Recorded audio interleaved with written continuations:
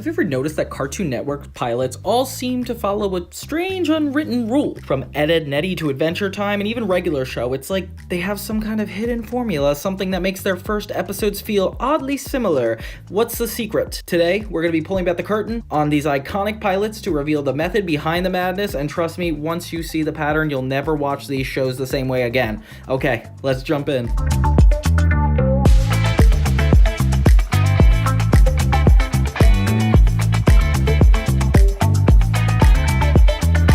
I just want to premise that you're going to be missing a lot of shows in this lineup, like Camp Lazlo, Chowder. There's a lot that I didn't have time to get to.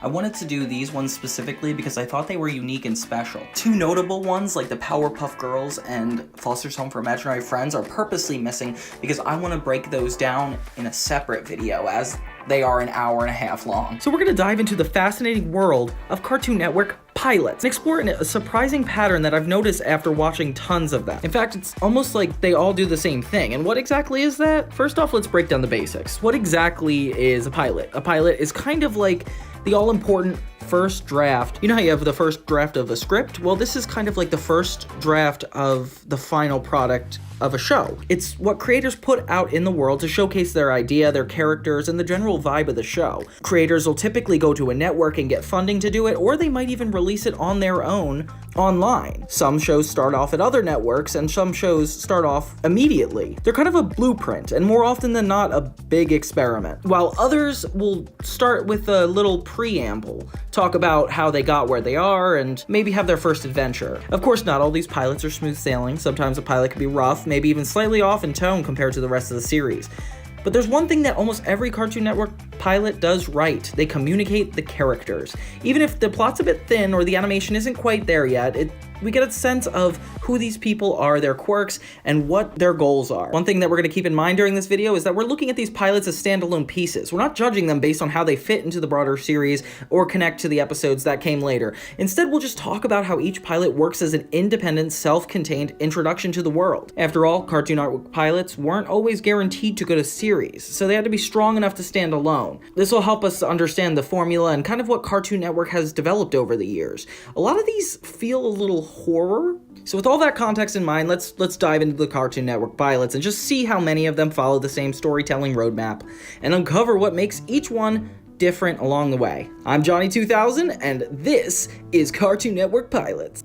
We're going to start with the 2000s generation. We have The Grim Adventures of Billy and Mandy. I'm sure you've heard of this. It's a little dated now, but the concept is that it's these two kids that are entitled to the Grim Reaper and have access to all of his powers and connection to the underworld. I haven't really seen this pilot.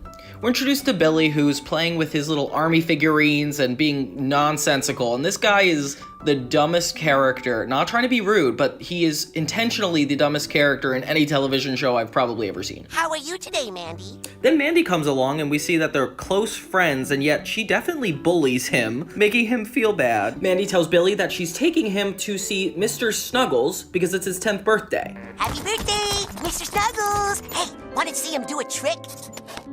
No. The music is already so different, and it's a lot more childlike than the inevitable show would be. Billy shows Mandy his hamster, and it bites him, making him think it's a kiss. Then everything turns red and green, and then suddenly in a dramatic 3D cool pan, we see the Grim Reaper! It's revealed that the Grim Reaper is actually here to collect Mr. Snuggles. Look, it's Santa! Santa Claus! And Billy thinks it's Santa Claus. Do I still get presents? Grimm's voice is surprisingly deep in the first episode, but that's not the weirdest thing about it. Curtains for Mr. Snuggles. You got him curtains? It's a pretty big power move to have an entire kids show about death and having Grimm explain to these kids why he's going to kill their hamster. But I guess it could be a Full House moment. Turns out the kids aren't as scared as Grimm because Billy's stupid and Mandy is unemotional, leaving the Grim Reaper to feel the most triggered by the kids more than they are him. Billy takes the scythe and starts wreaking evil havoc. Mandy sits the Grim Reaper down for a tea party, which is kind of Wednesday Addams if you think about it. I cannot allow you to take Mr. Snuggles. Grimm tries to get rid of the hamster, but Mandy insists on playing a game that if Mandy challenges him to a game, that if he loses, they get to keep Mr. Snuggles and he doesn't die. Grimm laughs maniacally in the darkest we've probably ever seen him, and he claims that he's never lost a game. So if they were to win, I'll be your best friend forever. Grimm opens a portal to the underworld and we disgustingly see all Billy and Mandy's limbs. And I really hope that doesn't happen every time they go there, because this looks painful. Grimm says to play his favorite game, Limbo, and we're introduced to his connection to the underworld. Grimm continues to make the stick lower and lower, and Billy just happens to be amazing at it. Grimm is surprisingly good as well. But the hamster jumps into his eye when he's trying to do it, causing him to lose. I'm curious who voiced the rat, because these sounds are kind of gross. I just picture a rapper going up to the mic and being like...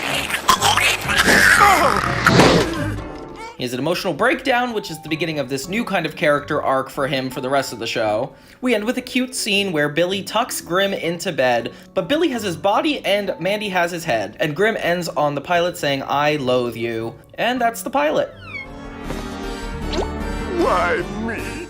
The pilot for Billy and Mandy is really interesting because it has a lot of darker tone. I would definitely say that the characters are a lot more ambiguous because each of them have their own goals equally, as opposed to something that'll later come along like Steven Universe, where it's more of one character having a goal. I think the environment is very clear. The rules of the universe that matter are that Grimm has access to the underworld and that he is able to take people's lives. The dynamic between the three main characters is very interesting, as somebody's stupid, somebody's not emotional, and then the Grim Reaper finds himself being the most insecure character.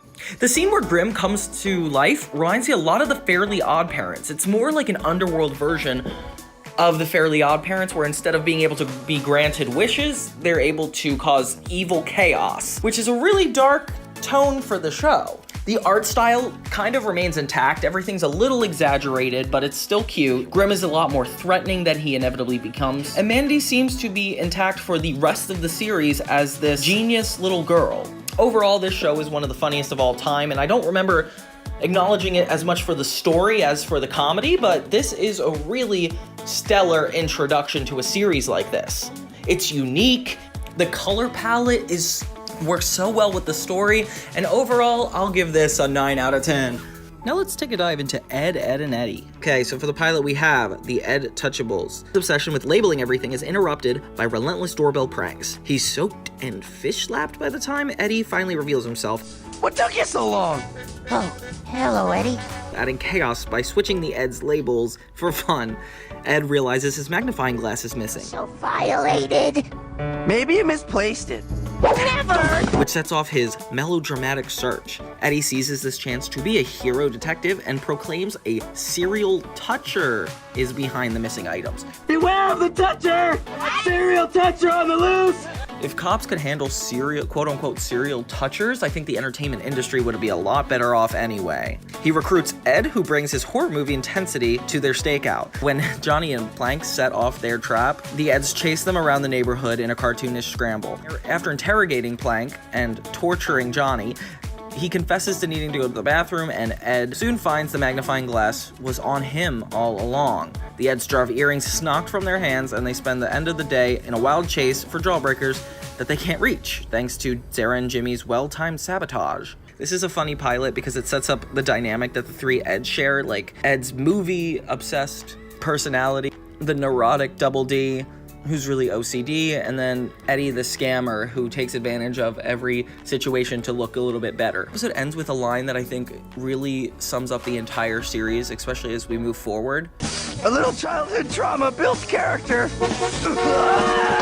And I don't know, it just feels like that is exactly what the theme of this series is. And as long as they stick to that, that's kind of what keeps Ed, Edd, and Eddy grounded, despite its episodic. The pilot of Ed, Edd, and Eddy is really impressive because how much it accomplishes in such a short amount of time. Like, for example, we get a line from almost every character, Ralph, Johnny, Jimmy, Sarah, in this 10-minute time period. We also get to see what makes each Ed unique, like Double D has his OCD, Eddy has his scamming, and Ed has his fandom. Getting to see them interrogate Johnny is so much fun because it shows how far these characters are willing to go to get what they want. And in the end, we get to see what usually drives them is their need for sugar, jawbreakers, and they're willing to do anything to get there. The rest of the series follows a very similar format where it's the boys trying to get jawbreakers or get money through scams to get Jawbreakers. It's kind of like the characters become a little bit less stereotypes of themselves as the series develops, but this is such a fun start. And even the second half of this first episode, it becomes more about the Kanker sisters, but I'll talk about that later. The pilot episode for Courage the Cowardly Dog is called The Chicken from Outer Space. Spoiler alert, there's a chicken in it. Courage the Cowardly Dog has always been an uncomfortable show that I did not like to talk about because it's a little scary. And I know that the pilot wasn't necessarily in the episode order, it was more premiered on Cartoon Network, but I thought it would be important to go to the actual one. So it starts with Courage looking a little more deformed than usual, living in his house in the middle of nowhere with Miriam and Eustace. He chills on the porch when he notices a UFO with a chicken in it come out. The chicken's eyes are beet red, showing that it's probably an alien chicken. Courage tries to warn the elderly parents, but Eustace the dad keeps scaring him to mess with him. We see that Courage is actually a really scared dog and kind of the boy who cries wolf type.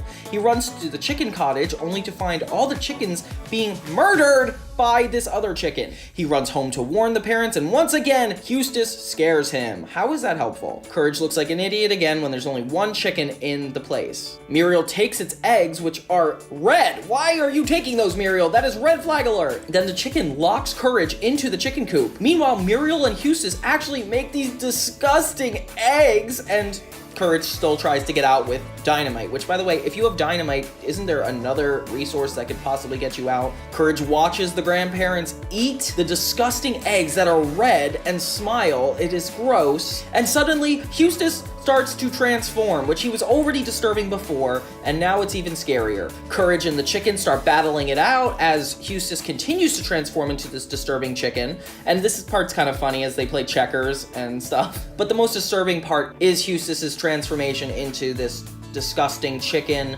and it's just so uncomfortable, and I hate it already. As the chicken tries to zap Courage, he misses and zaps himself, leaving Courage to take his alien-like gun and stop Eustace. And he kills Eustace, which we don't talk about? That seems like something that's really impactful to the series. Yeah, Courage has never been my type of show just because of how dark and eerie it is, and it's one thing to compare it to The Grim Adventures of Billy and Mandy in being a really dark tone, but this feels like a bunch of horror stories put together, and I don't know how any kid would enjoy watching this. Although I do have a lot of friends that are fans of it. The alien stuff is really disturbing, but you gotta admit they paint a beautiful picture of being in the middle of nowhere with Courage running through this desolate desert. It's very clear that Courage's goals as he tries to protect his owners while somehow still dealing with his fears. It's very admirable to watch. I could see the creators having started out with maybe one of their dogs and seeing that it has its own perspective, and we kind of are drawn into the theme of somebody not believing in you when something's really going wrong. But these owners don't seem to care about Courage too much, so it's hard for me to get on their side. And they essentially copy and paste this format for most of the episodes where Courage sees something, tries to communicate it with his owners, and they don't understand. And the show somehow lasted for 4 seasons. Not trying to bag on it too much, but it's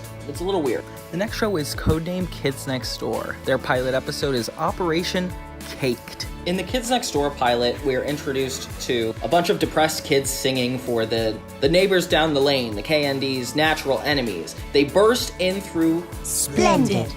Now while I eat our birthday cake, you may sing it again. The kids next door burst into the party and send out a giant stench, more so harming all the kids at the party than necessarily the neighbors. Number 1 is introduced in a really cool entrance from the door as number 5 tries to give him the rundown. Party guests evacuated, cake located, and party clown neutralized. It turns out to have been just a trap to get them, and all the windows get shut. But we were just about to play some party games. These kids talk in unison, and it's really uncomfortable. Number 4 reveals that the reason they don't like them is because they love adults and they're snobby. I got invited to a birthday party! And then number 4 beats up a 4-year-old. The 4-year-old freaks out and transforms into this giant wrestling type figure, and the neighbors insist on playing party games. Now, Fine. We'll play our little party games for now. as a matter of fact, They try to get number 3 to hit a piñata with number 1 in it, and this 4-year-old girl keeps transforming in and out of a giant figure. No peeking! The little girl gives the neighbors her gift, but they say they don't really want it yet, but they don't want to anger her, so they accept it. They read the note attached to it that says Kids Next Door Battle Stations, which means all the kids run in, steal the cake, and cut their house in half, which, whoa, real estate-wise, that's gotta be a nightmare to deal with for these guys. I do feel bad because their homes are taken over, but you know what? They're bad. Thanks for the cake. Your party is over. Delightful children from down the lane.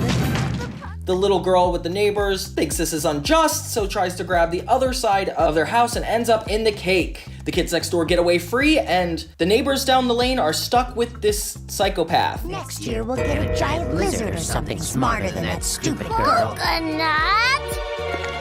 And that leads us to our pilot. Kids Next Door is a really interesting show because I love the concept of kids running an entire like secret mission operation and them being so coordinated and good at it. We definitely get a moment with each of the characters, like number 3 with the piñata, number 4 picking on the little girl, and number 2 getting stuck at the window. It sets the tone for most of their episodes being about their childlike rules running their entire operation. They don't have a lot of tolerance for younger people, and they really don't respect people that listen to their parents. First, I'm gonna clean your adult-loving, prissy little plots. You have to admire all the kids next door for being so good in a team. It's cool that all the kids are stuck at this party, essentially, and it's all about them trying to one-up each other, because that is definitely a kid's location. And the animation is so well done. It's unlike the other shows, it seems like this one stays intact, like completely until the end of the show.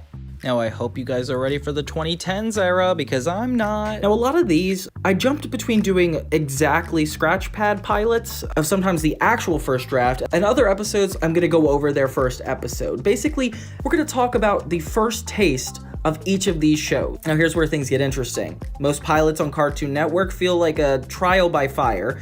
Unlike episodes deep into a series where the characters and plot are already well established, pilots are often trying things out on the fly. Some episodes throw viewers directly into the plot as if to say, hey, here's what you're in for, without much of a setup. So how exactly do these differ from other channels? For starters, Cartoon Network has always taken the risk that other networks might shy away from. That's why you'll notice a extreme tonal shift, like for example, Grim Adventures of Billy and Mandy. They look at their audience as a lot more mature than just simple kids, which is probably why a lot of people in my generation flocks toward it. There's a lot more death, a lot more gore than anything seen on Disney or Nickelodeon. And as the years have passed, we've seen these pilots evolve in fascinating ways. Although, looking at some of these, I just wonder how in the world they even came to be. Like, who put these on the air? We start with the marvelous misadventures of Flapjack, the pilot episode being called Several Leagues Under the Sea. So for the pilot of Flapjack, we are surprisingly greeted by 2 random characters that kind of introduce us to the fastest ship in Stormalong. So we get to see the glimpse of the world before we meet the characters. Move over, some folks! Make way for Bubby, the fastest ship in the 7th sea! Then we find Flapjack and Knuckles on top of Bubby the whale, and Flapjack is reprimanded for bragging too much. It don't cause nothing but trouble. Whoa! That's the 2nd fastest thing in the 7 seas! A bunch of random people in the ocean say that there's no way Bubby's the fastest because there's already somebody faster. Flapjack insists on going to this faster person. So Bubby takes them underwater to meet this man. Welcome to the muscle. The muscle? And he shows him his underwater, like, palace thing, which kind of shows us that the world isn't exactly modern times because everything is a little bit steampunky. I give you the alpha whale. Yeah, so he calls it the Alpha Whale, which is actually a really funny title for the fastest running thing. And he actually has a bunch of kids working for him, kind of like Timu. Bubby reminds Flapjack not to brag, but Flapjack accidentally does anyway. But Bubby's the fastest whale in the 7 seas! She could beat any whale or sail in the water. And the leader of this, like, underwater world takes it as a challenge. Didn't I tell you bragging would just bring trouble? Then we see a beautiful transition from Stormalong at night to Stormalong in the day, which, oh my gosh, the art in this is just so pretty. Dead? I mean, slowest. So they all gather to race the 7 seas, which is apparently a really dark and scary place, and Bubby does not want to go there. And the guy starts shooting off the worker kids at Bubby, which shouldn't be fair to a race. So Flapjack fights them off. Meanwhile, Knuckles waits inside Bubby. The alpha whale is taking the lead. the man is forced to work without his worker kids and ends up being much slower than Bubby. Of course, scheduled breaks are important. Good for productivity. As I finally get to the dangerous seas, a giant kraken-like monster appears, and the man doesn't hesitate to shoot the kids at it. Lucky for us, we're protected by the alpha whale. Flapjack has his defining character decision where he decides to go back and actually save the kids as opposed to winning the competition too quickly. So they run back, help all the kids. Well, we may not have won the race, but I hope we've won your hearts. As they get back to the island, the man in the alpha whale reveals he took a picture, which turns out to be one of the other little boys just drawing a picture, which shows me that technology really isn't prominent here. B, the she whale won by a tongue. Revealing that Bubby actually won overall. The man is sad, and it's clear this guy doesn't have a lot going on. Oh, then we get one last beautiful shot of Stormalong, where Bubby reminds Flapjack and Knuckles that it's never good to brag. I'll never make that mistake again. And in the last second, we see a robot version of Knuckles, and it ends there, which, explain that to me, please. Flapjack does a great job in the pilot of establishing the environment the show takes place, the morals of the characters, and the emotions you're expecting everybody to go through. This pirate-like adventure, sort of like One Piece if it was more episodic. And it's all grounded by Flapjack's innocent-like heart, which apparently is the showrunner's voice. They talk more later about Candied Island and the characters' individual goals, but for the most part, this whole show remains a little bit episodic. And this pilot does a really good job at setting that up. With a dark Dr. Seuss-like animation style and the aesthetic of a pirate ship map, the show really sets it apart from other shows like it on Cartoon Network. Its sole purpose, especially in the title, The Marvelous Misadventures of Flapjack, is to take the characters on a very short journey in a pirate-like style. And looking back, I can't believe how gripping it is. I mean, hitting the 2010s with shows like Chowder and this are a giant step up from like Billy and Mandy, Courage, and Kids Next Door, and the new generation of cartoons seems to be really promising. So let's continue. So for the Steven Universe pilot, things are a lot more eerie. We're introduced to the main three heroes and Steven Universe being the most basic of them all, and their elegant, unique powers. Steven's sitting on the couch eating a bag of chips, clearly waiting for his hero-like friends to return. They look a lot different in this since it's the pilot than the actual show, but it's kind of cool. What the heck was that? An electric skull. Our crystal palace was swarming with them. This is their main camp, Steven Universe's little island where these heroes hang out. Amethyst shows Steven a really powerful like crystal, and Steven really is upset that he can't come along with them. He even shows them a song that he wrote about how he wants to be so much closer to these heroes. 'Cause we're good and evil never beats us. We'll win the fight and then go out for pizzas. The music Steven sings is really nostalgic, especially for Moana type vibes, this tropical, like, sweet song. Music in this pilot is really promising, an already sweet start to a series. The animation looks a little creepy, especially compared to the rest of Steven Universe, but it's pretty wholesome in its pilot-like way. His friends remind him that he still doesn't have powers in his gem, so he can't be involved in all the adventures. Look, Steven, you're still too young to come with us. You don't even have powers in your gem. But I want to help. Which kind of feels like a metaphor for wanting to grow up and fit in with friends, but you're not necessarily as far along as them. Amethyst feels bad, so she asks him to grab them a bunch of donuts, giving him the powerful object they just received. When Steven goes into the donut place, we see that his town kind of mocks him for having all his friends, and feel bad for him. What are they anyway? Witches or ghosts or something? They ask him if he wants his donuts to be in a hot dog, which is disgusting. As he exits the donut place, the orb activates and takes him back in time to where he could say what he wished he said to the person. Oh, I should have said that. That's really funny. He redoes the scenario and makes a friend along the way. It takes him a second to realize it's the little orb, but then he's excited. He goes back in time to test it one more time and gives him another insult. At least people like jokes. Geez, Steven, this is so funny to like see how the childlike mindset of needing to have a really good comeback. It's innocent and it really shows his type of character. Steven gets in trouble for using the orb, which is kind of like an hourglass, and it's revealed that since he used it first, he has access to its powers. Now that it's activated, it can only be used by you for its chosen purpose.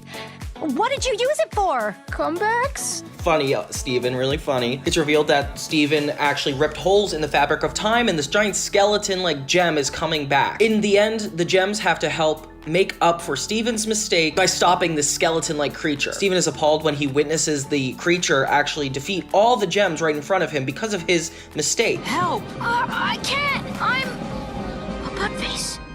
Why am I such a buttface? Turns out his comebacks actually help him defeat the evil and save all of his friends. What's your excuse? You did it.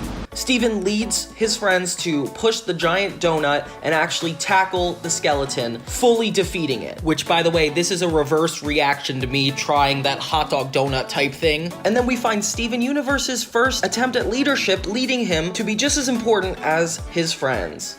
And you guys! I wish I could have told you this morning that this clown was gonna save your life! At the end, it sends him back in time one last time, and all his heroism is erased, so nobody remembers it except for him. And Steven realizes that he's just as strong as his friends. The end. This pilot is really sweet. I've never seen it before now, and I noticed that a lot of the animation is significantly different, not in a negative way, but in like a really, this seems a lot more sketched out way. I love to see where they go after this in Steven Universe, and I love that it starts with a very minuscule childlike issue escalating into an adult-like battle, because with Western audiences, a lot of superhero shows start with a main antagonist that is a little bit in over their head and rewards them by the end of it a confidence boost. And of course, Steven Universe develops a lot more lore, but this is the perfect first step in a large narrative about this kid and the relationship with his best friends, the Crystal Gems. I'm really impressed with the character motivation for Steven in this. It's so wholesome. And the fact that he's the only one who remembers his triumph is a really great story element, because it does show that you have to be proud of yourself before other people can. So The Amazing World of Gumball is another show I've not seen, so I'm excited to see the pilot and judge it by that. We start with Gumball watching TV, and his mother is kind of nagging him to return his DVD to the DVD store. You rented it with your money. The money I have to go and earn to feed you kids. The kids you decided to have. Gumball finds Darwin, his brother, irresponsibly using the DVD to cut a pizza, which is a shame on physical media. Darwin, that is not okay. Gumball tries to fix it, but makes it worse using the wrong side of the sponge. And it falls into the drain, which, by the way, no drain hole is big enough to fit a DVD. What are we gonna do? Face the consequences of our actions and tell them off? Don't be silly. I've got a much better idea. They end up taking a piece of cardboard and putting it where the DVD should be, which is kind of funny, and giving it back to the store. But Darwin explains that they ended up getting a late fee and they'll have to start paying it. So they act homeless and steal coins from another homeless person. The reason you guys are on the streets is to pay a DVD fine? Yeah, I know. It's crazy, right? People don't understand how hard our life is. The DVD store starts calling their house, which is kind of scary, and leaving voicemails.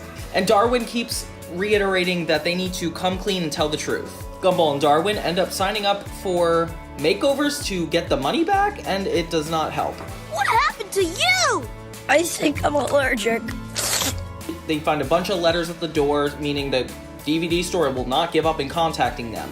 Gumball's mom suspects something's wrong and announces she's coming right home. Gumball rejects another time to come clean and decides to buckle down even further, and they make a brand new DVD. The mom comes home only to find out that something is up.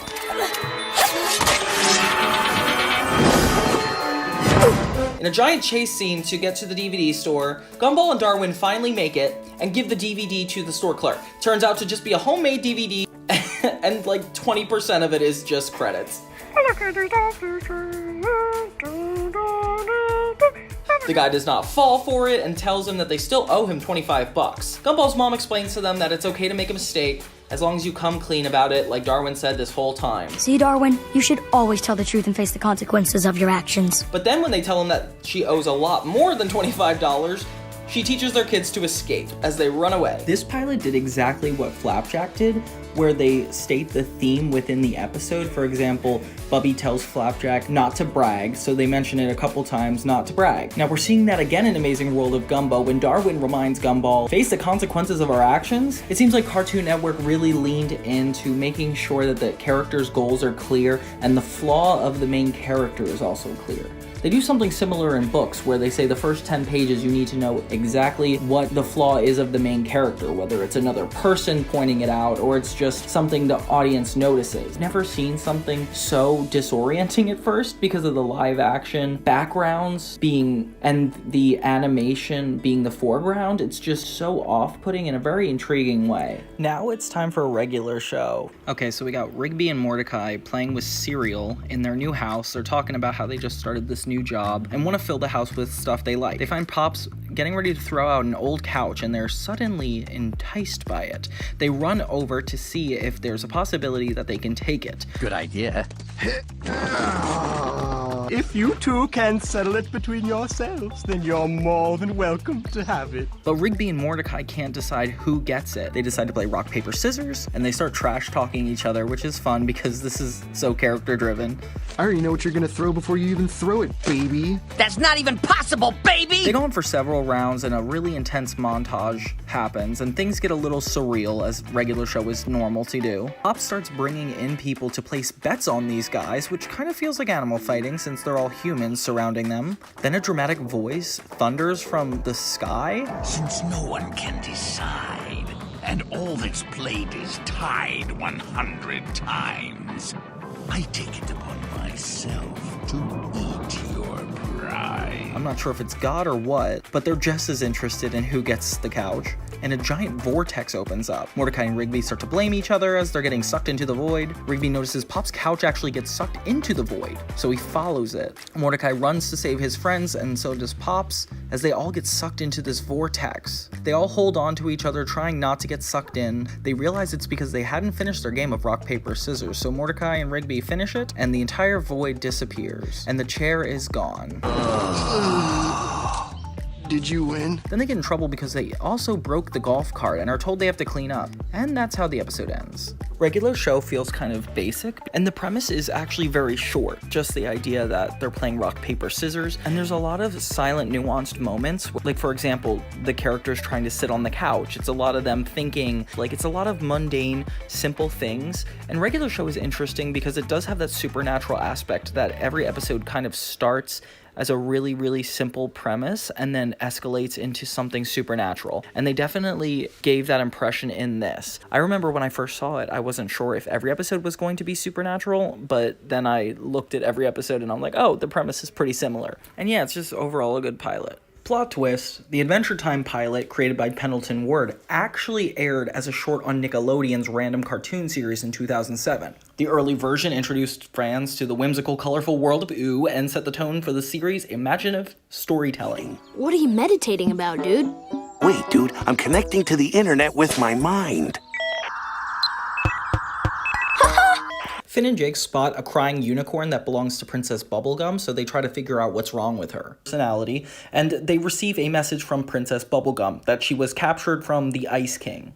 The opening title credit comes in at just the right time as Finn and Jake head off to get to Princess Bubblegum in the Ice King. They sled down some penguins and start throwing snowballs at everybody. We get a glimpse of some of the cool people in the land of Ooh, like a giant fire monster and a giant snow monster, as they reach the Ice King's lair.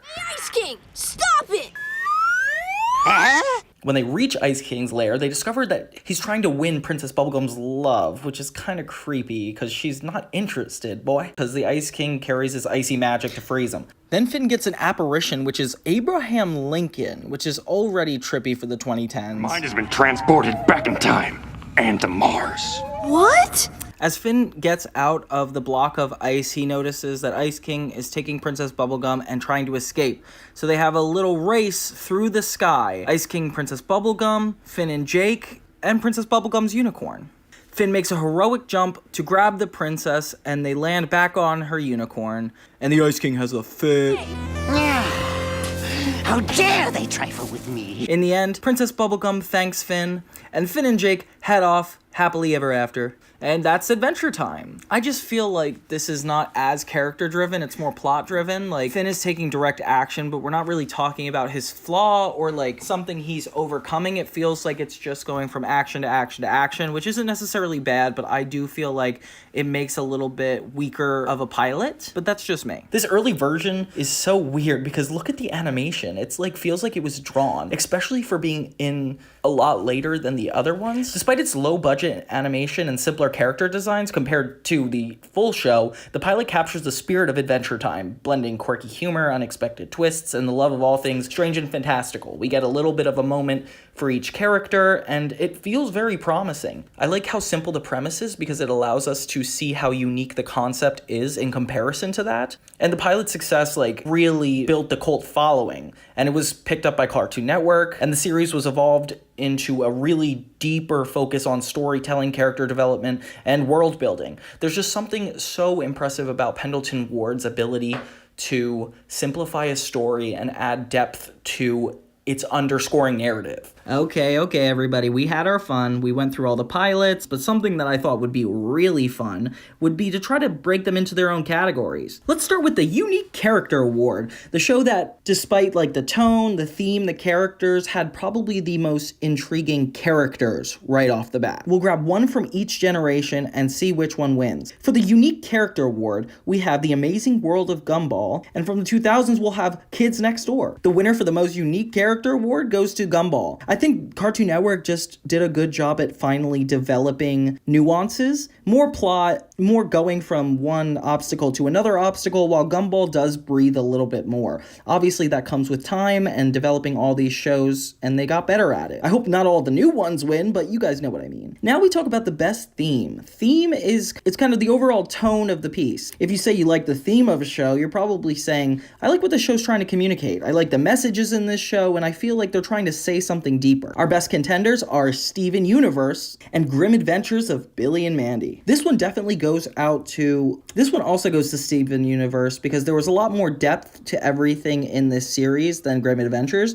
I mean, Grim Adventures did a great job of introducing the theme of death and carrying it out throughout the longevity of its run. But the lore of Steven Universe continued to develop more and more as time went on, making it structurally a lot more stronger. Next, let's do Best Environment. So environment is kind of like the town everybody's living in, the supporting characters, and just how the world is painted. Our contenders for this one I'll have as Ed, Edd, and Eddy, and The Marvelous Misadventures of Flapjack. See, this one was a really hard one because Ed, Edd, and Eddy does a great job of filling in the childlike charm of your backyard. All the inventions they make are tools you could find in a neighborhood. Everything is contained within this cul-de-sac, and they really own it. They only go as far as the Kanker Sisters RV, which is in a dump nearby. They can't drive, so they don't really try to go anywhere, and each character is kind of given their own little territory. Each of the Ed's houses kind of reflect who they are and what they like to do. For example, Eddie's house is kind of like a bachelor pad. Ed's house is crummy and just has a TV at its focal point, and Double D's place is all organized. We don't see any of the parents, which gives it kind of a Peanuts vibe. Although in Flapjack, we get Stormalong, which is this beautiful pirate-like island with a bunch of candy stores and gives us kind of that beachfront vibe. But instead, it's littered with fishermen, old people. It just seems so decisive, and that's what I love about it. Like, you know exactly who's in this town and why they're there. We definitely communicate with some of the animals, like Bubby, and Knuckles is that stereotypical sailor. It just feels like the plot is so intertwined with the area it is. And I love how isolated it feels. It feels like this is just an island on its own, and all these people kind of cohabitate in a bubble. It wouldn't be so impressive if we didn't go underwater in the pilot. To see that there is so much more to this that meets the eye is even more cool, because we have the imagination to see more episodes. An environment on its own can entice a viewer to want to see the show, aside from the characters, aside from the theme, just to see what's going on in the world. And I think they did a great job with Flapjack. Flapjack is definitely the winner. Now, I wanted to give out an award for the biggest changes. I mean that in the sense of the show that's the most different from their pilot and really improved based off of that. The contenders for this is The Grim Adventures of Billy and Mandy and Adventure Time. So Billy and Mandy starts with a lot more exaggerated in this 7-minute short. Mandy's head's a lot bigger and her hair goes back very tinily. The characters are mostly the same, but the darkness of the pilot is really what sticks out. they're not afraid to go to the underworld super early on to show that there's going to be a lot happening. There's not a lot in the underworld, which is kind of disappointing, but it definitely transformed later when we got to series. The series itself carried on the theme of good and evil, and that's pretty much what the pilot was. Aside from the animation being a really big distinction, I definitely think Billy and Mandy doesn't quite hold up to Adventure Time. Adventure Time, I feel like, made the biggest changes because not only did the animation get better, but the story got better. The characters grew, and we even see a bigger cast line up a lot quicker. A lot of these contenders were really close calls, but I had to make a final decision, and it was really hard to justify the original pilots. When TV shows are being developed, obviously it's going to get better. Ed and Eddy, while a great show, just didn't have the same resources that Flapjack did. Billy and Mandy had a lot less research into it than Adventure Time could have. And they knew their character formula in Gumball from learning from Kids Next Door. So really, it's a hard battle. Well, there we have it. Some of the best pilots of Cartoon Network. Some of the best pilots of all time. I had a lot of fun rewatching this, and I learned a lot. And I was also pretty disturbed, more than I wanted to be. So until next time, my name is Johnny2000, and don't forget to subscribe, and have a great day.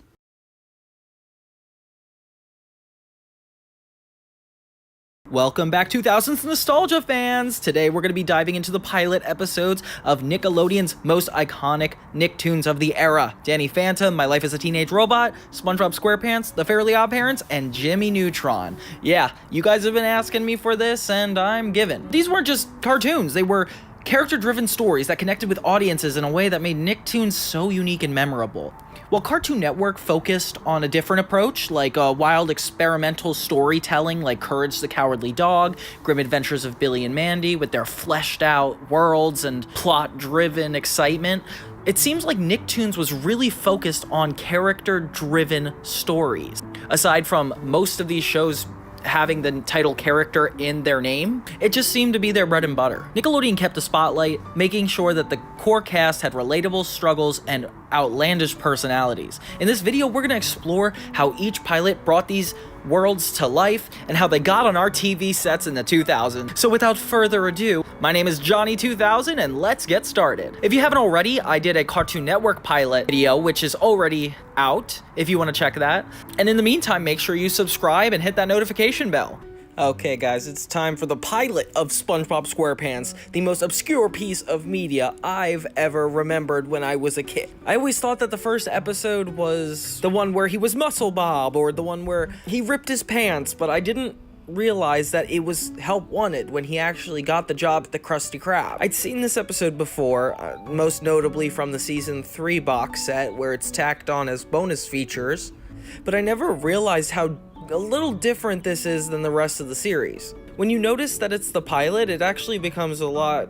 It looks like they tried out real ocean shells. It adds a lot more depth to its place in history. We get to see SpongeBob's house, and he's woken up by his massive alarm. He's kind of like a Pee Wee Herman, so he has a morning routine where he jumps on his diving board and into his clothes, with his morning workout being something as so adorable as weightlifting stuffed animals. This is kind of a trope they do in the movie, which I find is cute, where SpongeBob has a morning routine, and he goes off with his signature "I'm ready," heading off to work. And we meet Patrick Star from the bottom of the giant rock, wish him a good day, and we see that the Krusty Krab is SpongeBob's paradise, and he really wants a job working there. He runs in recognizing his neighbor Squidward, who warns Mr. Krabs that he does not want this boy to be hired. But SpongeBob walks in all confident like, until he trips and has an entire body spasm around the entire restaurant, which, oh my gosh, I've had bad first days, but can you imagine having to surgically come back from something like this? Thank God he's a sponge. But Mr. Krabs actually takes this as a joke, so he gives SpongeBob a fake assignment, asking for this really specific spatula with all these weird modes. Apparently there's a bunch of anchovies are coming to eat, which means they're going to be overly busy. Meanwhile, SpongeBob is just casually shopping for the ingredients that Mr. Krabs gave him, unaware that it is a fraud. And Squidward and Mr. Krabs are begging for their lives through a sea of all these anchovies. They grab onto a post for dear life when SpongeBob shows up, finding this impossible spatula that Mr. Krabs set him up for failure for. But it turns out to do everything Mr. Krabs asked somehow. the starboard attachment, and even more. Then we have a sequence where we see SpongeBob save the day by making as many Krabby Patties as humanly possible, feeding all the anchovies until every last one is satisfied. Mr. Krabs earned a lot of money, and despite the fact that SpongeBob kind of feels like a minor still, he hires him, claiming that he earned a boatload of money and that's all that mattered to him. Patrick orders one Krabby Patty with SpongeBob running off. SpongeBob is satisfied because he finally got his dream job, and the beginning of the series commences. It's really funny to see how cynical Mr. Krabs and Squidward could be, because obviously they became a little less intense over time. Mr. Krabs clearly started out a level-headed boss, but it seems like when he came rolling in with that giant wad of money, they decided that's going to be his personality for the rest of the series' existence. Patrick gets his moment to shine in this as SpongeBob's best friend, and their relationship was pretty clear and also funny, and the animation is really impressive for the time. This was 1997, 98. I could see why there was so much imagination in setting up this world for even 8 minutes, like his whole opening routine where we get to see all the different fabrics in his house, and even the super fun music number of SpongeBob making all the Krabby Patties and feeding all the anchovies. The world is so immersive, especially, which is just as much a joke for the viewer as it is for the showrunners. You just feel like you're living in the world. And SpongeBob's intense optimism is just so addicting to watch. If not, he kind of takes on like a more cynical Mickey Mouse, where you want to see somebody so optimistic being a little bit more neurotic. That's kind of SpongeBob bringing that into the culture. And then everything in the first season of SpongeBob feels like it's introducing a new element to the world, as well as fun things for SpongeBob and Patrick to do, and this sets a great tone for the rest of it. I could see how they took this to Leaf Blowers, Tea at the Tree Dome with Sandy, and getting all these characters was just... SpongeBob is just such a fun beginning, not only in history, but in story. Most people believe that an origin episode of a superhero show should be about the superhero getting its powers and or navigating the daily trials and tribulations of being a hero. But Danny Phantom is a little bit different than that, especially when it comes to the pilot episode. Danny's pilot episode did something that most Nickelodeon shows did. Instead of setting up everything that you really feel like you need to know, they threw you into the action. Hello once again and welcome back to my 2000s Nostalgia. Johnny 2000. Today we're going to be diving into one of Nickelodeon's standout hits from the era, Danny Phantom. This is more than just a trip down memory lane, it's a look at the pilot episode that really introduced fans to a whole new kind of animated hero and pushed the boundaries of what Nickelodeon shows should be. So it was released during Nickelodeon's golden age, and Danny Phantom emerged as a fresh, edgy addition to the lineup, and it was filled with iconic characters and beloved shows created by Butch Hartman, the mastermind behind Fairly Odd Parents. The season took Nickelodeon into the supernatural, blending high-stakes action, relatable teenage drama, and a dash of ghostly horror in a way that resonated deeply with 2000s audiences. In the pilot, we're introduced to Danny Phantom, which is an ordinary teen with ghost-hunting parents who accidentally gains ghostly powers that transform his life and ours forever.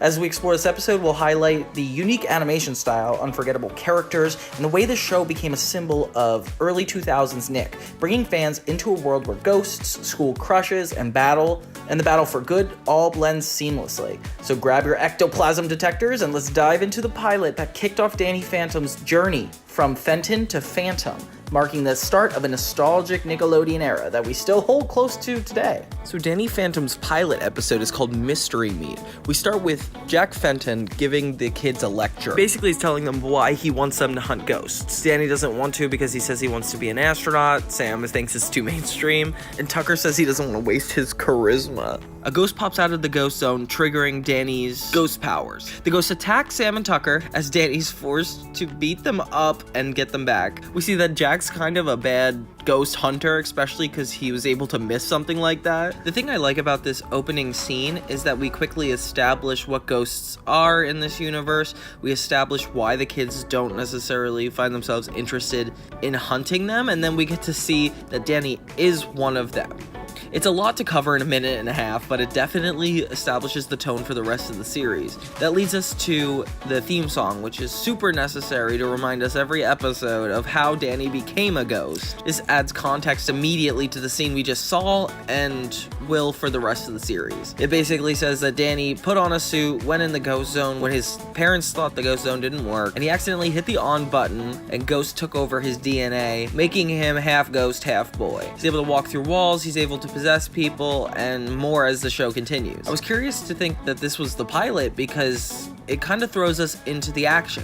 We see that the Fenton's house is ridiculously different than the rest on their block, with giant contraptions through their roof to hunt ghosts. So they take this really seriously. Danny's hand turns transparent while they're eating breakfast. He doesn't really have control over his powers quite yet. Meanwhile, the Fenton fighter is done, a contraption Jack built to figure out where ghosts are, and of course it leads him immediately to Danny, and he thinks it's broken. Jazz, Danny's sister, stands up for him, saying that their parents need to be a little bit more normal for him to grow up correctly. Already we feel like the adults are the kids and Jazz is essentially the parents. Then we're introduced to Casper High, which is a funny name referencing Casper the Friendly Ghost in a ghost show. Danny and his friends are talking when Danny accidentally falls through the floor because of his ghost powers. He casually says that his dad's invention made him half ghost, which verbally solidifies the plot further than the theme song, so it feels like we've been reminded multiple times at this point. Without it necessarily being beat over the head, I think it's just necessary. At lunch, the kids are basically served grass on a bun as a part of a new vegetarian-like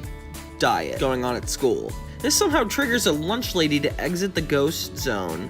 Meanwhile, Jack Fenton believes that Jazz is actually a ghost, so we see what he's willing to do in order to capture a ghost when it comes to his own daughter. Maddie Fenton is concerned because, of course, they could possibly hurt their daughter, and Jack doesn't think that's an issue. We learn the school's new vegetarian meal is because of Sam Manson, their friend, and the teacher thanks her. Everybody thinks it's garbage, including the lunch lady who sneaks a hamburger, and the ghost haunts the school's kitchen, immediately finding that they are going vegetarian and being unhappy with it. Danny's ghost senses are immediately triggered, but he can't do anything about it because the school bully, Dash, blames him for Sam's choices. He tries to force Danny to eat the food in front of everybody, and just then Danny notices the ghost haunting the lunchroom. He throws the food, starting a food fight, and sneaks away. Danny and his friends actually encountered the ghost, and we learn that she has a vendetta against people changing the menu, causing her to go from a friendly ghost to a really angry, fiery ghost. Danny enacts his first full transformation from Danny Fenton to Danny Phantom, and they fight in the kitchen. We get to see our first ghost fight, which is actually kind of cool because it's a lot of green and blue getting thrown around. Danny avoids it by grabbing his friends and jumping through the walls to buy them some time.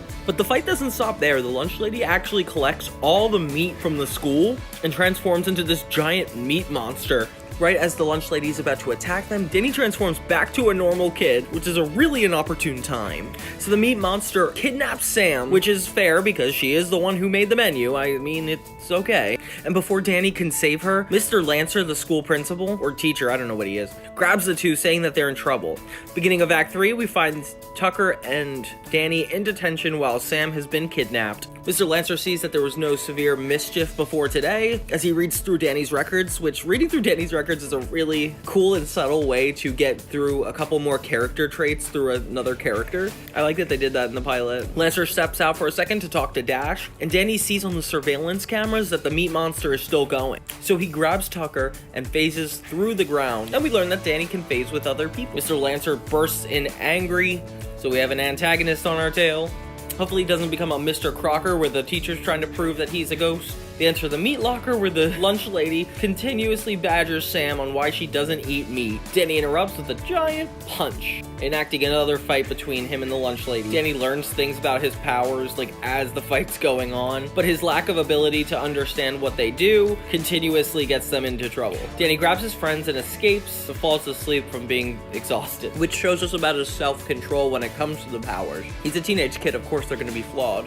Danny's parents ambush Jazz, their daughter, with a ghost hunting machine to see if she's a ghost, but it doesn't work. Danny's friends carry him into the house, where Jack quickly contemplates if Danny could be a ghost, but is revealed to be convinced that Jazz still might be one. Danny wakes up to his friends arguing. Tucker thinks that it's Sam's fault that the ghost is here. She doesn't want to change the menu. The dialogue is really interestingly written, and it shows a lot of the characters, which I wasn't expecting from a Butch Hartman show. Not because he's not good at dialogue, but because he's usually used to fast-paced episodes that are 10 minutes long, and all the Danny Phantom episodes are a half hour. Danny hopes things will just go away, but it turns out the next day, there becomes a giant protest for meat against Sam. So the fight between his friends escalated into giant protests against each other. A lot of political commentary in this pilot. The entire protest is interrupted by the lunch lady ghost taking all the meat available at the festival and becoming a giant meat monster. Danny hides so he could go ghost, and Jack and Maddie catch their daughter one more time thinking she's a ghost. But since the thermos doesn't work on her, she can't be a ghost. It's revealed that this thermos is what captures ghosts. So now it's necessary for the parents to be here. Danny has more control of his powers and self-control as he beats the little meat monsters, but he still flashes in and out of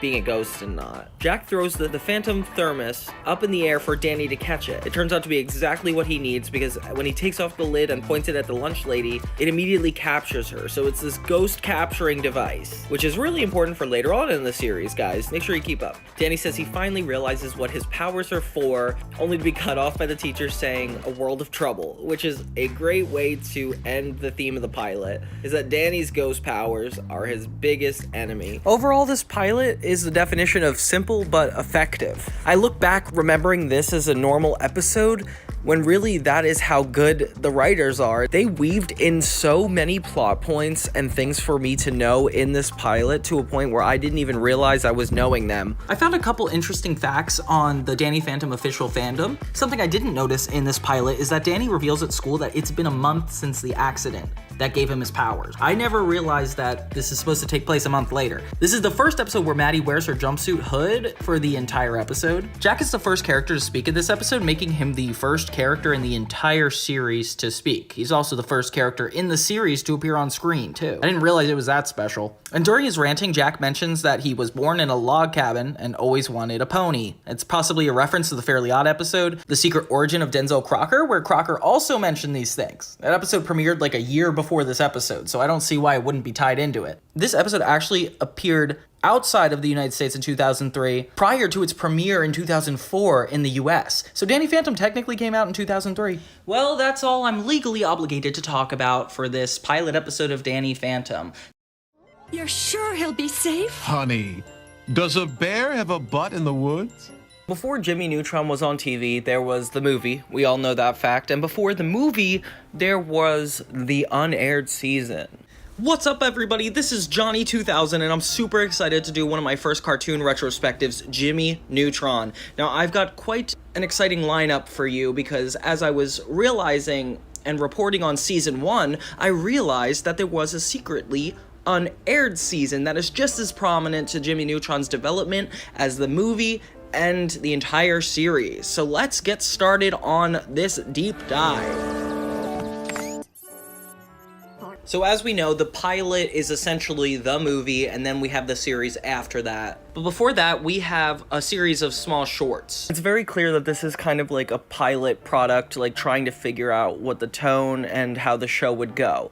Kind of like how the Fairly Odd Parents started with a bunch of little test shorts. This is kind of the same thing, where they tried Jimmy Neutron out in a bunch of different ways, and all of these ways ended up inevitably getting repurposed for the movie. Upon further research, I learned that these were kind of like placeholders before the movie to come out to kind of give context to Jimmy Neutron, because they anticipated the show coming first and then the movie, but because of production issues, apparently they had to do the movie first, which is kind of cool because the movie serves as another kind of pilot.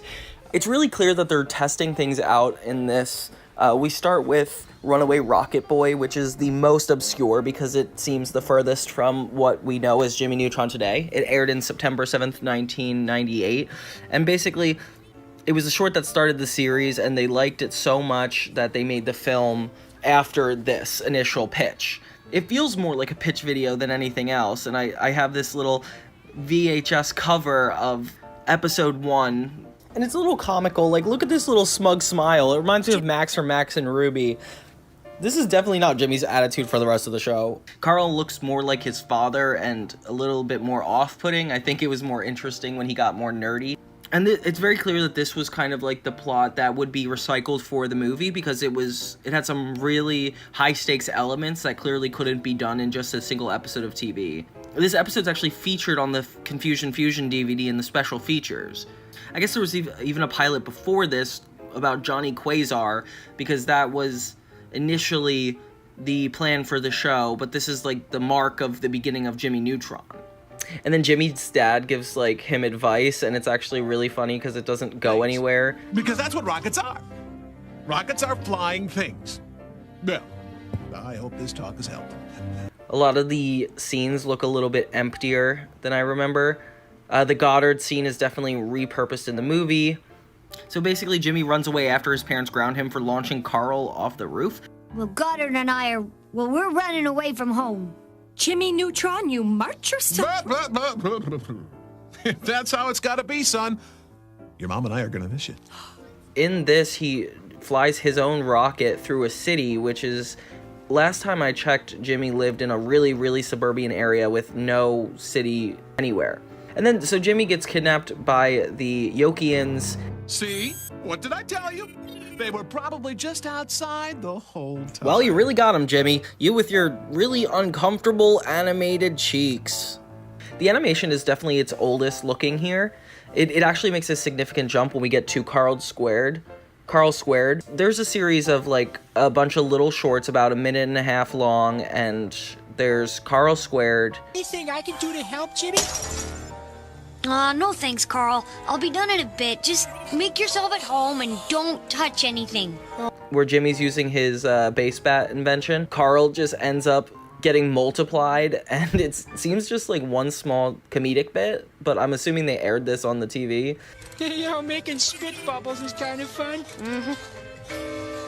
Carl, have you been messing with the cloning machine again? No, not me. Nuh-uh. You got the wrong guys. And then we got Cookie Time, which is Jimmy trying to get cookies and using his little remote to change his circumstances. Don't mind if I do. Okay, you can have one cookie. Don't mind if I do. So he could get as many cookies as possible, and accidentally gets warped into the old times. And then we got new dog old tricks where Cindy and Jimmy face off against their dogs, technology versus human. A custom-built cybernetic canine with an optical fiber neural network. Blah, blah. Humphreys, a purebred Lhasa Smart So, the most intelligent breed in the world. And in the end, Goddard explodes. This is a really funny one. I'm glad that we're introduced to the female character. I don't know what her outfit is, though. And then we get Jimmy doing some Mary Poppins thing with his little cube that I remember. Stuff in this little tiny space. Cool, huh? And this entire thing takes place at the dinner table when Jimmy actually tries to not eat his food and stuff it into the cube. In the end, it explodes and they're all covered in it. Then C-, we see Jimmy do like a C project for school. I can't do a thing about this leak from in here. I'll have to go topside. I wouldn't do that. How come? And it turns out that Jimmy accidentally put the entire house underwater. I love that they're testing out different scenarios that they could put them in. Like, it's very clear that C- is a prerequisite to when they do the submarine thing. And then it's actually starting to look a lot more polished by the 7th short, Ultralord versus the Squirrel. Jimmy, Sheen, and Carl talking about Ultralord, and I think this is Sheen's first appearance. I can hypnotize those squirrels into thinking Ultralord is a giant acorn. Then they will gather him for me, completely under my control. This is where it really gets funny as the squirrels attack Jimmy. Then we got Pain Pain Go Away, which is just Jimmy and Carl at the dentist, and Jimmy basically reflects his pain to Cindy somehow. Wrong with you, Cindy? This must be Neutron! Which is cool because it's like, that is obviously something a kid would want to do. And then Cindy ends up turning it back onto Jimmy by purposely getting hurt and hurting Jimmy. And then we get Calling All Aliens, which is kind of like a mini series of a bunch of 1-minute shorts that take place after one another, where each segment ends on a "to be continued," and there's like this voiceover guy.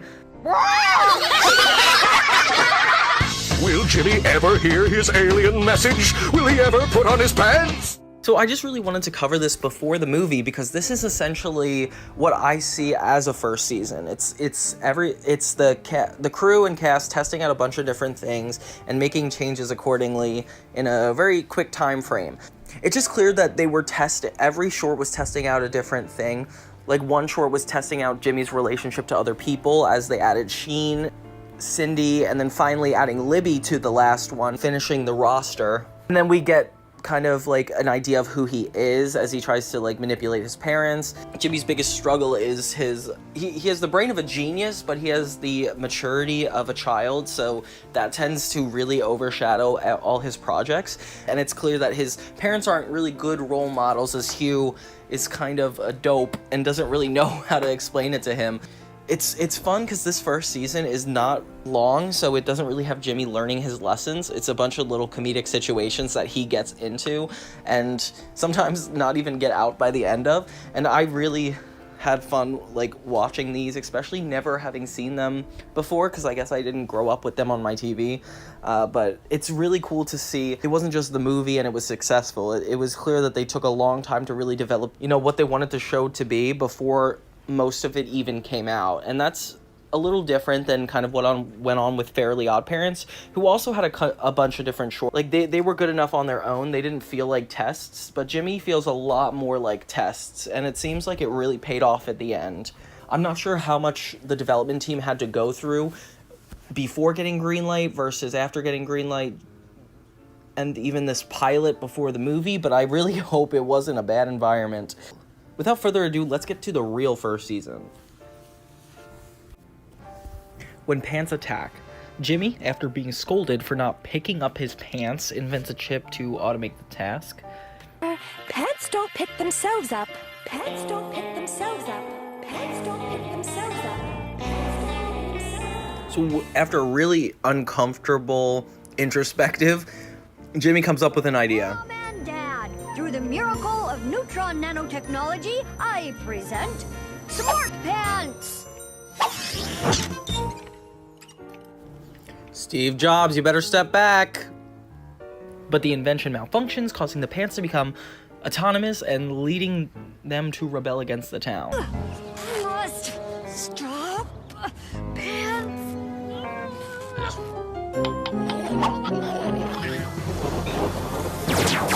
My pants are infecting the other pants. So in a really, really disturbing display, we see Pants take over Retroville.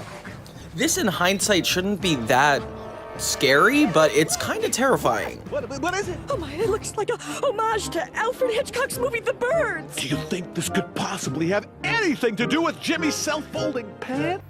Jimmy uses his genius to regain control, stopping the Pants uprising and restoring Retroville.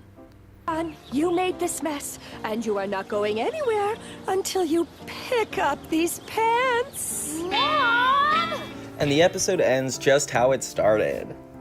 This is a big improvement off of the first pilot. The first pilot more feels like a shortened, condensed version of the movie fit into 8 minutes, but this feels like, we're in Jimmy's town, we're seeing his daily life at school, and it still has supernatural aspects that show his genius is his biggest flaw.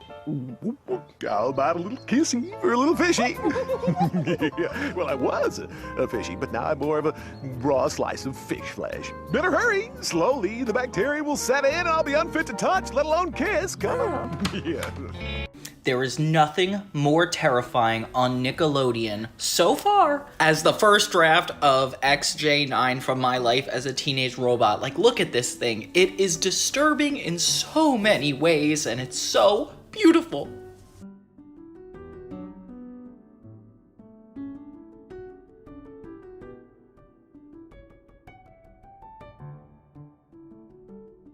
Welcome back 2000s fans. Today we're exploring one of Nickelodeon's most inventive and underrated gems of the early 2000s, My Life as a Teenage Robot.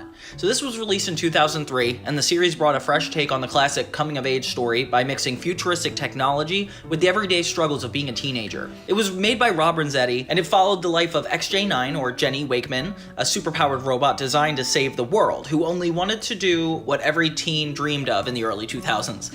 Go to the mall, hang out with friends, and fit in. Even though for me it was drink Baja Blast. In this retrospective, we're going to revisit the show's original pilot along with its first episode. And that's right, they're different. I was not expecting it. It really set the stage for Jenny's complex and often hilarious double life as a high-tech hero and a girl who just wanted to belong. The series not only captivated fans with its Art Deco-inspired animation style and unique character designs, but also struck a chord with its themes of self-identity, friendship, and freedom, all wrapped in Nickelodeon's signature humor. Let's delve into the show's quirky charm, Jenny's unforgettable debut, and how My Life as a Teenage Robot became a fan favorite from the first episode. So sit back, charge up your memory chips, and join us on this journey through a Nickelodeon classic. We start off with a weirdly animated Tucker, and the animation style feels a little Johnny Bravo, a little Powerpuff Girls. I can't quite place it. He's practicing his pitching to Brad when the baseball accidentally hits the neighbor's window. A common trope in old TV. Brad tells Tucker that he has to go over and get it himself, and Tucker's surprised when a giant robot comes to the door. This gives me a very anime feeling moment as Jenny hands him the baseball. Tucker's way too scared to get the baseball from Jenny, which so would I. She looks really demented in this. And Brad comes to the rescue as he's stunned at the porch. He tells Brad that he saw a robot, to which Brad knocks on the door himself. He insults Jenny Wakeman, the crazy neighbor, interrupted by when she answers the door. She looks completely different than her usual self, but I mean, which character doesn't? I'm pretty sure the voice actor for the mom and Tucker so far are the same, but Brad seems a little different. And she says that there's no robot there. Brad asks for their baseball, and she says she doesn't know what a baseball is, and that's where he gets suspicious. As they try to resume their game, Tucker is insistent that he saw a robot, and the two notice one staring at them from the window of their house. This is also not recognizable, the house. It's so different than Jenny's final house in the series. It's wooden, it doesn't really have a lot of inventor vibes to it. It more so feels like a horror haunted house. And Jenny has lipstick in this, which is, I kind of think that's cute. Her mom reminds her that she is not to be seen by anybody and her only purpose is to save the world from any danger. Which I could see why they changed her personality a lot. It's a lot more unlikable to have a mother that insists you don't take care of yourself and serve the country and serve the world, I guess. Jenny is starting to become a teenager, so she's a little bit more angsty and insists that her mother call her Jenny instead of XJ9. A plot point that'll come back in the actual series. Jenny is insistent that she does not see anybody at all, especially teenagers. I don't know why she would say especially teenagers. Jenny's really insecure, so she blasts the mirror, and her mother actually asks her to sit on the bed and talk to her. She tells her that she's developing and gives her the teenage talk that you would normally have, but with a robot. She says, "Be a good robot and rock your monitors." Jenny resents how she's locked up and can't do anything, and then Brad comes to her window. Jenny's excited, but then has to become super defensive as her mother just told her specifically not to talk to teenagers. She says she's not allowed to have boys in her room, which isn't much different than real teenage girl life, and Brad insists on coming outside to play with them. He ends up taking her arm with him and then falls out of the house. But Jenny catches him, and Tucker thinks he's in danger, until Brad explains that she's actually pretty friendly. They say they want to hang out with her and she gets super excited. So they go through all these mundane activities like skateboarding, water fights, and getting ice cream, to all which Jenny has a really obscure response to. Like, she turns into a magnet against the ice cream, she has her own wheels for skating, and she gets electrocuted when she's squirted with the water. In a final beat to fit in, Jenny tries to eat the ice cream, but has to just take it out manually. Brad notices that her pigtails are actually acting a lot more like antennas, and that the Earth is in danger. There's a giant asteroid headed towards it, and within 5 minutes, they're all going to be wiped out. Jenny respectfully exits, knowing that she should be focused on her mission, but doesn't realize she takes Tucker with her into the sky. Jenny does all the cool stuff that Jenny's supposed to do, like zapping lasers and flying into space, and even lassoing an asteroid. Next thing she knows, she's back at Earth having saved the day, looking like a hero. until Tucker comes out from under her, revealing that he was there the entire time. Jenny feels horrible because this is probably exactly what her mother warned her about, but before she could walk away, Tucker starts talking about how it was the best experience of his life, and he's fine. The pilot ends with Mrs. Wakeman watching the kids and assuming that, hey, everything is gonna be okay, but it ends with a bunch of alien ships headed towards Earth. This is significantly different from what I know my life as a teenage robot to be. Aside from the characters, the voices, and just the general art style, the story relatively remains intact. The core theme of this entire show can easily be traced back to this pilot, where it's just Jenny trying to fit in and her robotics and hero life getting in the way. It's a lot more unique in relation to Danny Phantom, as this is a more practical, scientific-like experience, while Danny Phantom is a ghost. I would say it's the science substitute for Jimmy Neutron, which kind of makes me wish that Fairly Odd Parents and My Life as a Teenage Robot had a crossover, but I don't see that happening. As we get to the actual first episode of the show, so much has changed. The art style, Tucker's animation, Brad's animation, and we get a little bit more of a steampunk type style. The animation is kind of like Betty Boop, of like old 60s type drawings, with the big eyes and Mickey Mouse type stance. It's similar to the pilot in that Brad and Tucker are next door curious about the Wakeman's house, except the Wakeman's house is a lot more robotic and makes a little bit more sense for the characters. In this version, the ball actually gets stuck inside the house and Tucker has to retrieve it. He runs into a giant monster-like shadow creature and it turns out to be Jenny. I love that she's blocked by a shadow in this because it makes her reveal a lot more exciting, and it feels like we're going from Tucker's point of view where he's just scared of whatever it is. Brad insists on him returning, and we go to a similar interaction with Brad, Tucker, and Miss Wakeman. Brad's a lot more timid. In this, Tucker thinks that Miss Wakeman's a robot, which is denied, so Miss Wakeman doesn't really have to lie. They notice Jenny in the house, and it's just as scary as the first one, but this is like silhouetted eyes, so it's a little creepier. And Jenny's room is gorgeous in this version. It's a lot more like a robot's room would look. And we get to see some of the cameras that are placed in Paris, Burbank, Tokyo, all these famous places. Jenny's room is combined with both robot things and teenager things, as you see Sync N in the background, Little Rover, Robbie, and even a fashion poster to show that Jenny really does want to be a normal teenage girl. Miss Wakeman is already frustrated with Jenny that she's caused such a scene and reminds her of her responsibilities. Jenny admits that there's not a lot to save the world from, so there's no point in her not being able to live a teenager's life. She shoots the mirror just like she did in the pilot, and Miss Wakeman says you'll see things my way when you're older. In this version, Jenny isn't directly opposing her mother's wishes, because when Brad comes in, because it seems like she didn't tell her that she didn't want her hanging out with teenagers. So Brad comes in like usual and the two meet. They're both excited to see each other. Brad excited to see a robot and XJ9 excited to see a teenager. They both have a moment of amazement, and it's a lot more positive than in the short. He asks her to go play with them and she's a lot more flattered, and this just seems a lot more genuine of a friendship. Just like the pilot, a meteor is announced to be a threat again, and Jenny actually doesn't realize it right away this time. We go back to a similar montage from the pilot where they're playfully hanging out with Jenny, and you're seeing the differences between robots and humans here.